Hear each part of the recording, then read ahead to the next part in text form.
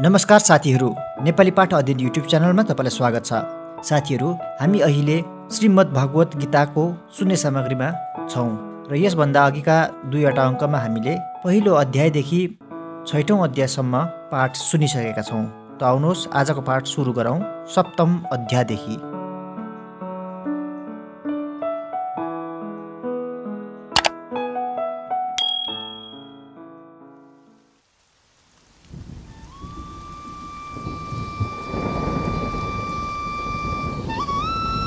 यहाँ यति बेला भगवान श्रीकृष्ण अनि अर्जुन माझ कुरुक्षेत्रको मैदानमा संवाद चलिरहेको छ। भगवान श्रीकृष्णले अर्जुनलाई भन्नुहुन्छ, हे पार्थ, ममा चित्त लगाई मेरो आश्रय लिई मलाई सबको आत्मा रूप जस्ता प्रकारले संशय रहित भएर जानौला सो सुन। म तिमीलाई यो विज्ञान सहितको ज्ञान सुनाउँदछु, जो जानी संसारमा फेरि अरू जान्ने योग्य बाँकी रहँदैन। हजारौं मनुष्यहरूमा कोही सिद्धिको यत्न गर्दछ, ती यत्न गर्ने योगीहरूमा पनि कोही नै मलाई वास्तवमा जान्दछ। पृथ्वी, जल, अग्नि, वायु, आकाश, मन, बुद्धि, अहंकार यस्ता यी 8 प्रकारका मेरा फरक फरक प्रकृति छन्। हे महाबाहो, यी त जड प्रकृति हुन्। यसदेखि भिन्न अर्को यो जगतलाई धारण गर्ने जीव रूप चेतन प्रकृति जान। यस्तो सम्झ कि सम्पूर्ण प्राणी यिनैबाट उत्पन्न हुने हुन्। म सारा जगतको उत्पत्ति तथा प्रलय रूप हुँ। हे धनञ्जय, धागामा मणि उन्निए झैँ यो संसार ममा उन्निएको छ। मदेखि भिन्न केही पनि छैन। हे कौन्तेय, जलमा म रस हुँ, सूर्यमा चन्द्रमामा प्रकाश हुँ, सम्पूर्ण वेदमा प्रणव हुँ, आकाशमा शब्द, मनुष्यगामा पुरुषत्व हुँ, पृथ्वीमा पवित्र गन्ध, अग्निमा तेज हुँ, सर्व प्राणीमा जीवन र तपस्वीहरूमा तप हुँ। हे पार्थ, सर्व प्राणीहरूको सनातन बीज मलाई जान। बुद्धिमानहरूको बुद्धि र तेजस्वीहरूको तेज मै हुँ। हे भरत सर्व, म बलवानहरूको वासना र विषयमा आसक्ति रहित बल, सब प्राणीमा शास्त्रका अनुकूल काम मै हुँ। अरू पनि जो सात्विक राजस तामस भाव छन्, ती मैदेखि नै भएका छन्। यस्तो जान, परन्तु ती ममा छैनन्, म तिनमा छु। यी त्रिगुणात्मक भावले यो सब संसार मोहित भएको छ। यसदेखि पर म अविनाशीलाई जान्दैनन्, किनभने मेरो यो अलौकिक त्रिगुणात्मक माया बढी दुस्तर छ। जो मलाई नै भज्दछन् ती यस मायालाई उल्लङ्घन गर्दछन्। मायाले ज्ञान नष्ट गरिएका आसुरी स्वभावका नराधम र दूषित कर्म गर्ने मूढहरू मलाई भज्दैनन्। हे अर्जुन, उत्तम कर्म गर्ने आर्त, जिज्ञासु अर्थार्थी, निष्कामी यस्ता 4 प्रकारका भक्तजन मलाई भज्दछन्। तिनमा नित्य एकी भावले रहने अनन्य भक्तिवाला ज्ञानी श्रेष्ठ छ, किनभने ज्ञानीलाई म अति प्रिय छु, ज्ञानी मलाई प्रिय छ। यी सब नै उदार छन्, परन्तु त्यही मेरो स्वरूप हो। यो मेरो मत छ, किनभने त्यो ज्ञानी अति उत्तम गति रूप ममा नै रहन्छ। धेरै जन्मका अन्त्यमा ज्ञानीले सब वासुदेव नै हुन् भनी मलाई भज्दछ। त्यो महात्मा अति दुर्लभ छ। आफ्ना प्रकृतिका अनुसार तिनै वासनाहरूले अज्ञानमा डुबी त्यस नियममा रहेर अरू देवता रूप पूजा गर्दछन्। जो भक्त जुन स्वरूपको श्रद्धा पूजा गर्न इच्छा गर्दछ, त्यसको म त्यसै श्रद्धालाई स्थिर गर्दछु। त्यो त्यस श्रद्धाले युक्त भई ती देवताको आराधनाको चेष्टा गर्दछ र तब मैले नै निर्माण गरिएको कामना त्यो निस्सन्देह प्राप्त गर्दछ। परन्तु ती अल्पबुद्धिहरूलाई त्यो फल नाशवान हुन्छ। देवताहरूको पूजन गर्नेहरू देवताहरूमा र मेरा भक्त ममा नै मिल्दछन्। मूढहरू मेरो श्रेष्ठ अविनाशी परम भावलाई नजानेर म अव्यक्तलाई व्यक्त भएको मान्दछन्। आफ्नो योग मायाले आच्छादित भएको म सबमा प्रकट हुन्न। अज्ञानी मनुष्य मलाई जन्मरहित अविनाशी भनी जान्दैनन्। हे अर्जुन, म भूत वर्तमान भविष्यका प्राणीलाई जान्दछु, परन्तु मलाई कोही पनि जान्दैनन्। हे भारतवंशी परमतप, संसारमा इच्छा द्वेषले उत्पन्न भएका सुख दुःख रूप द्वन्द्व मोहले सम्पूर्ण प्राणी अज्ञानमा प्राप्त भएका छन्। परन्तु पुण्य कर्मले जसको पाप नष्ट भएको छ, ती द्वन्द्व मोहदेखि मुक्त भएका दृढ व्रती मलाई भज्दछन्। जो मेरो आश्रय लिएर जरा मरणदेखि छुट्नको उपाय गर्दछन्, ती त्यस ब्रह्म तथा सम्पूर्ण अध्यात्म र सम्पूर्ण कर्मलाई जान्दछन्। जो अधिभूत, अधिदैव तथा अधियज्ञ सहित मलाई जान्दछन्, युक्ति चित्त भएका ती अन्त्यकालमा पनि मलाई जान्दछन्। त हामीले यहाँ 7औं अध्याय समाप्त गऱ्यौँ। अब सुरु गर्न लागिरहेछौँ 8औं अध्याय।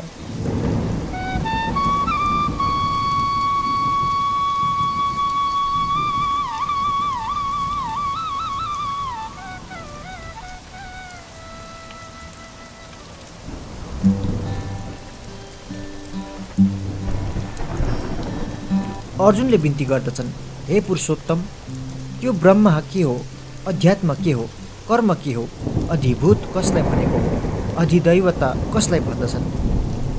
हे मधुसूदन, यहाँ अधियज्ञ के हो, यस देहमा कसरी छ, अन्त्यकालमा इन्द्रिय निग्रह गर्नेहरूले कसरी चिन्दछन्? श्रीकृष्ण आज्ञा गर्नुहुन्छ, कहिले नष्ट नहुने परमात्मा जो हो सो ब्रह्म हो, जो आत्मा अध्यात्म कहिन्छ। भूत मात्रादिको उत्पत्ति गर्ने यज्ञ दान र होमका निमित्त द्रव्यको त्याग कर्म कहिन्छ। हे देहधारीहरूमा श्रेष्ठ अर्जुन, उत्पत्ति र नाश हुने सब पदार्थ अधिभूत हुन्। हिरण्यमय पुरुष अधिदैव हो। यस सबै शरीरमा म नै अधियज्ञ हुँ। अन्त्यकालमा जो मलाई नै स्मरण गर्दै देह त्याग गरी जान्छ त्यो मेरा स्वरूपमा मिल्दछ, यसमा संशय छैन। हे कौन्तेय, अन्त्यकालमा जुन जुन भावलाई स्मरण गर्दै मनुष्य देह त्याग्दछ सदा त्यस त्यस भावलाई नै चिन्तन गर्नाले उसै उसै भावमा नै प्राप्त हुन्छ। त्यसर्थ सब समयमा मेरो स्मरण गर र युद्ध गर। ममा अर्पण गरिएको मन बुद्धिले अवश्य मलाई पाउनेछौ। हे पार्थ, चित्तलाई अन्यत्र जान नदिई अभ्यास रूप योगमा युक्त भई निरन्तर चिन्तन गर्ने पुरुष परम दिव्य पुरुष परमेश्वरमा मिल्दछ, जो सर्वज्ञ, पुरातन, सबका नियन्ता, अणुभन्दा पनि सानो, सबैका धाता, अचिन्त्य स्वरूप, सूर्य समान दिव्यमान, अविद्यादेखि पर रहेको स्मरण गर्दछ। त्यो भक्तियुक्त पुरुष अन्त्यकालमा पनि योग बलले भ्रुकुटीका मध्यमा प्राणलाई राम्ररी राखेर निश्चल मनले स्मरण गर्दै ती दिव्य परम पुरुषमा नै प्राप्त हुन्छ। वेद जान्नेहरू जसलाई ओमकार भन्दछन्, आसक्ति रहित मुनिहरू जसमा प्रवेश गर्दछन्, जसको इच्छा गर्न ब्रह्मचार्यको आचरण गर्दछन्, त्यो पद तिमीलाई संक्षेपले बताउँछु। सम्पूर्ण इन्द्रियहरूका द्वारलाई संयम गरी मनलाई हृदयमा स्थिर गरी आफ्नो प्राणलाई मस्तकमा लगी योग्याभ्यास स्थित भई जो मेरो स्मरणपूर्वक यस्तो ओमकार एकाक्षर ब्रह्माको उच्चारण गर्दै देह त्यागेर जान्छ त्यो उत्तम गतिमा प्राप्त हुन्छ। हे पार्थ, जो अन्यन्य भावले सदा नै निरन्तर मेरो स्मरण गर्दछ त्यस नित्ययुक्त योगीलाई मेरो प्राप्ति सुलभ छ। परम सिद्धिमा प्राप्त भएर मलाई पाएका महात्माहरू अनित्य दुःखको भण्डार पुनर्जन्मलाई पाउँदैनन्। हे अर्जुन, ब्रह्मलोकदेखि सब लोकमा पुनरावर्तन गर्नेहरू छन्, परन्तु हे कौन्तेय, ममा मिल्नाले पुनर्जन्म हुँदैन। 1000 चौघडीको ब्रह्माको जो एक दिन हो, 1000 चौघडीको एक रात्रि पनि हुन्छ भनी जो जान्दछन् ती योगीजन अहोरात्रको तत्त्वलाई जान्दछन्। सम्पूर्ण व्यक्त मात्र ब्रह्माका दिनको प्रवेशकालमा अव्यक्तदेखि उत्पन्न हुन्छन्, रात्रिमा उसै अव्यक्तमा नै लीन हुन्छन्। हे पार्थ, त्यही यो प्राणीहरूको समूह दिनमा बराबर उत्पन्न भई प्रकृतिका वशले रात्रिमा लीन हुन्छ, परन्तु त्यस अव्यक्तदेखि पनि पर दोस्रो सनातन अव्यक्त भाव छ, त्यो सब प्राणीको नाश हुँदा पनि नष्ट हुँदैन। जो अव्यक्त अक्षर अविनाशी यस्तो कहिएको छ त्यसैलाई परम गति भन्दछन्, जसलाई पाएर फेरि फर्कँदैनन् त्यही मेरो परम धाम हो। हे पार्थ, जसका अन्तर्गत सब प्राणी छन्, जसदेखि यो सम्पूर्ण संसार व्याप्त छ, त्यो पुरुष अनन्य भक्तिले प्राप्त हुन्छ।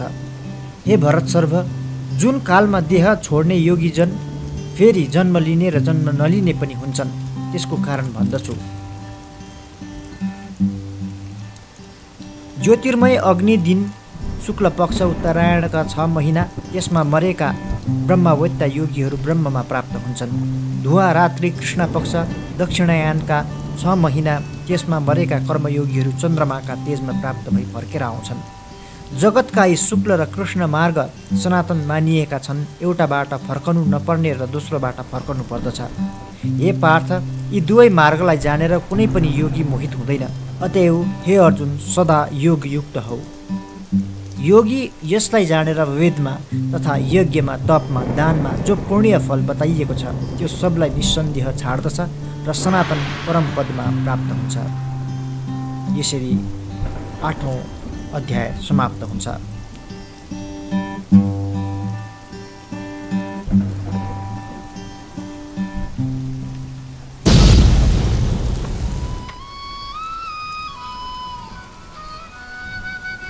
अब सुरु गर्न लागिरहेछौँ 9औं अध्याय।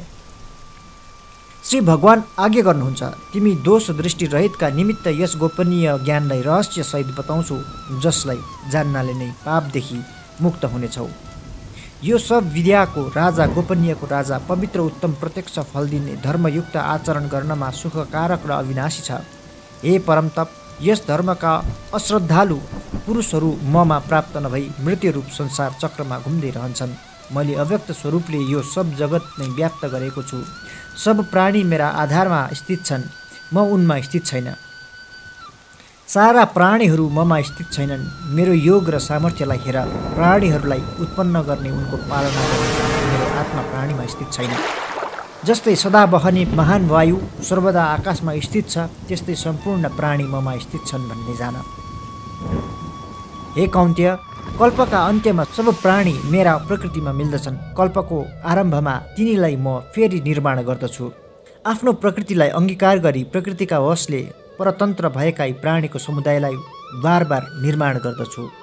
हे धनञ्जय, ती कर्महरूमा आसक्ति रहित र उदासीन जस्तो भएको मलाई ती कर्महरू बाँध्दैनन्। हे कौन्तेय, म अध्यक्ष भई प्रकृतिले सारा चराचर जगत उत्पन्न गराउँछिन्। यस कारणले जगतको बन्नु बिग्रिनु हुँदै जान्छ।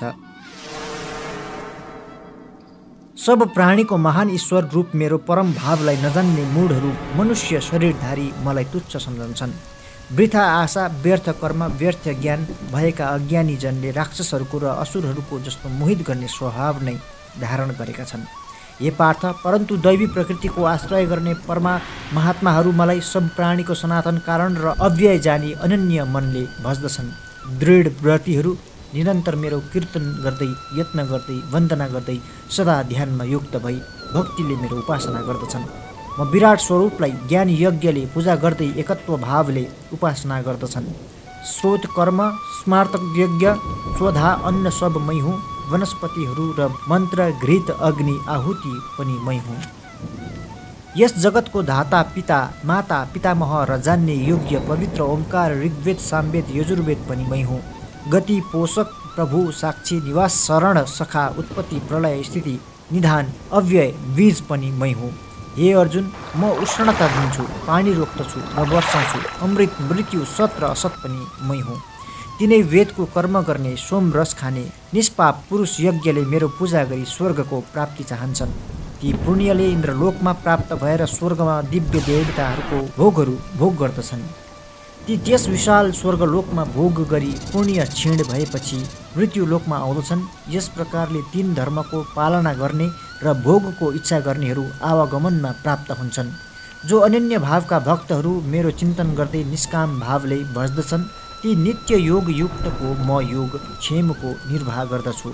हे कौन्तेय, यद्यपि श्रद्धायुक्त जो सकामी भक्तहरू देवताको पूजा गर्दछन्, ती पनि विधिपूर्वक नभए पनि मेरै पूजा गर्दछन्।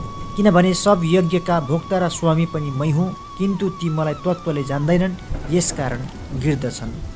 देवताहरूको पूजन गर्ने देवताका पासमा, पितृहरूको भक्ति गर्ने पितृका पासमा, भूतलाई पूजा गर्नेहरू भूतहरूका पासमा जान्छन्। मेरा भक्त मेरा पासमा नै आउँदछन्। जसले भक्तिपूर्वक पत्र, फल, फूल, जल मलाई अर्पण गर्दछ, पवित्र हृदयले भक्तिपूर्वक दिएको त्यो म खान्छु। हे कौन्तेय, जो गर्दछौ, जो खान्छौ, जो हवन गर्दछौ, दान गर्दछौ, जो तप गर्दछौ, त्यो मलाई अर्पण गर। यस्ता प्रकारले सन्यास योग युक्त भएका चित्तले शुभाशुभ फलहरूका कर्मबन्धनदेखि छुटी मुक्त भई मलाई प्राप्त गर्नेछौ। म सबै प्राणीमा सम छु, न मेरो कोही प्रिय छ न अप्रिय छ, किन्तु जो मलाई भक्तिले भज्दछन् ती ममा छन् र म उनमा छु। यदि अत्यन्त दुराचारी पनि मलाई अनन्य भावले भज्दछ भने त्यो साधु नै मान्ने योग्य हो, किनभने त्यो यथार्थ निश्चयी हो। त्यो चाँडै नै धर्मात्मा हुन्छ, नित्य शान्ति पाउँछ। हे कौन्तेय, निश्चय जानिराख, मेरा भक्त नष्ट हुँदैनन्। हे पार्थ, मेरो आश्रय गर्ने स्त्री, वैश्य, शूद्रहरू या पाप योनिवाला जो होउन्, ती पनि परम गति पाउँछन्। भने फेरि पुण्यवान ब्राह्मणहरू तथा राजर्षि भक्तहरूको के कुरा छ? तिमी अनित्य दुःखकारक यस लोकमा प्राप्त भएकाले मेरो भजन गर, ममा मन लगाऊ, मेरा भक्त हौ, मेरो पूजा गर, मलाई साष्टाङ्ग दण्डवत गर। यस प्रकार मतपरायण भएर आत्मालाई एकीभाव गर्नाले मलाई पाउनेछौ।